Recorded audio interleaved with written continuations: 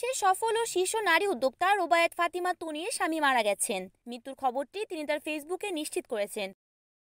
রোবায়েত ফাতিমা তনি তার ফেসবুকে লিখেছেন, শেয়ার নাই, ব্যাংকক সময় রাত ৩টা ৩ মিনিটে আমাকে সারা জীবনের মতো একা করে চলে গেছে।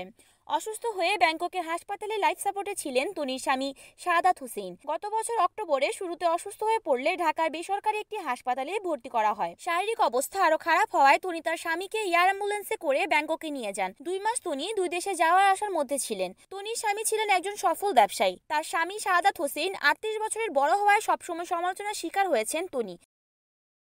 ফেসবুকে লাইভে এলে নানা রকম ট্রোলের মুখেও পড়তেন এই নারী উদ্যোক্তা। তবে এসবে তার কোনো তোয়াক্কা নেই। দিন শেষে নিজের ঘরে শান্তিতে থাকতে চান বলেই অভিমত দিয়েছেন নানা সংবাদ মাধ্যমে। শাহাদাত হোসেন তনির দ্বিতীয় স্বামী। প্রথম স্বামীর সঙ্গে বনিবনা না হওয়ায় ডিভোর্স হয় তাদের। এরপর ভালোবেসে বিয়ে করেন অসমবয়সী শাহাদাতকে। প্রথমে পরিবার মেনে না নিলেও পরবর্তীতে সব ঠিক করে নেন তিনি। সোশ্যাল মিডিয়ায় বিভিন্নভাবে বুলিং এর শিকার হলেও নিজের সাহসী প্রচেষ্টায় একজন সফল উদ্যোগ এবং অন্যদের কর্মসংস্থান সৃষ্টিতে গুরুত্বপূর্ণ ভূমিকা পালন করেছেন এই উদ্যোক্তা।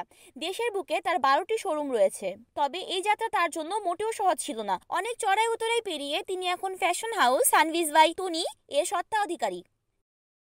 Desk news, Aruni Akter, NN TV.